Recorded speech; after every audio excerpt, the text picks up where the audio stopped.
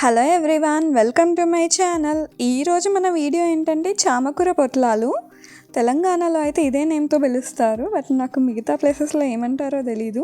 దీంట్లో మనం చామకూర ఆకులకి కొంచెం స్టఫ్ యాడ్ చేసేసి ఉడకబెట్టి మళ్ళీ వాటిని కట్ చేసి ఫ్రై చేస్తాము. టేస్ట్ మాత్రం చాలా క్రిస్పీగా చాలా బాగుంటుంది. ఫ్రై లవర్స్కి చాలా బాగా నచ్చుతుంది. సో మీరు కూడా ఒకసారి తప్పకుండా ట్రై చేయండి. సో ఇది ఎలా చేయాలో ఇప్పుడు చూద్దాము. ముందుగా నేను ఒక 5 చామకూర ఆకుల్ని తీసుకున్నాను. వాటిని నీట్గా కడిగి పెట్టుకొని దానికి వెనకాల ఉన్న తొడిమల్ని ఇలా తీసేయాలి. ఇప్పుడు దీనికోసం స్టఫ్ ప్రిపేర్ చేద్దాము. ఒక బౌల్ తీసుకొని అందులో ఒక కప్ నేను శనగపిండి వేసుకున్నాను. అలానే అందులో ఒక 2 టేబుల్ స్పూన్స్ కారం, 1 టేబుల్ స్పూన్ ఉప్పు, అలానే 1 టేబుల్ స్పూన్ ధనియాల పొడి, 1 టేబుల్ స్పూన్ అల్లం వెల్లుల్లి పేస్ట్, అలానే 1 టీ స్పూన్ జీరా పౌడర్ వేసుకోవాలి. అలానే ఒక 1/2 teaspoon garam masala powder, 1 teaspoon పసుపు అన్నీ వేసి మనం బాగా కలిపి పెట్టుకోవాలి. తర్వాత దీనికి కొంచెం వాటర్ యాడ్ చేస్తూ కలుపుకోవాలి. కొంచెం థిక్ పేస్ట్ లాగా ఉండేలాగా కలుపుకోవాలి. చూడండి, ఇలా ఉండాలి పేస్ట్ థిక్గా.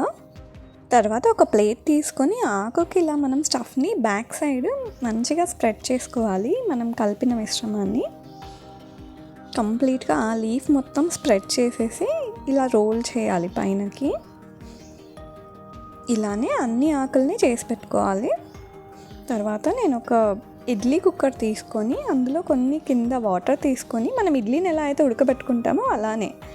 సో మనం ఇప్పుడు రోల్ చేసుకున్న రోల్స్ అన్నీ పెట్టుకొని ఒక 10 మినిట్స్ కుక్ చేసుకోవాలి ఇడ్లీ కుక్కర్లో. తర్వాత ఓపెన్ చేస్తే మనకి ఇలా బాగా ఉడికిపోతాయి.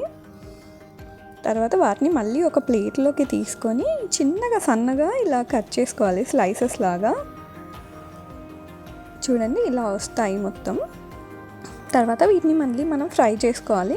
ఒక ప్యాన్ తీసుకొని అందులో ఒక 3 టేబుల్ స్పూన్స్ ఆయిల్ వేసి, అలానే 1 టీ స్పూన్ ఆవాలు, 1 టీ స్పూన్ జీలకర్ర, ఒక ఆనియన్ని చిన్న ముక్కలుగా కోసి వేసుకోవాలి.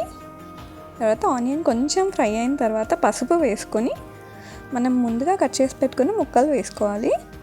వీటిలో ఇప్పుడు ఉప్పు కారం ఏవి వేయాల్సిన అవసరం లేదు, మనం అన్నీ ముందే వేసాం కదా. సో వీటిని ఒక 15 మినిట్స్ ఫ్రై అయ్యే వరకు, ఈ కలర్ వచ్చే వరకు ఫ్రై చేసుకోవాలి. అంతే అండి, ఇంకా మన చామకూర పొట్లాలు రెడీ అయిపోయింది. దీన్ని సర్వింగ్ బౌల్లోకి తీసుకొని సర్వ్ చేసుకోవడమే.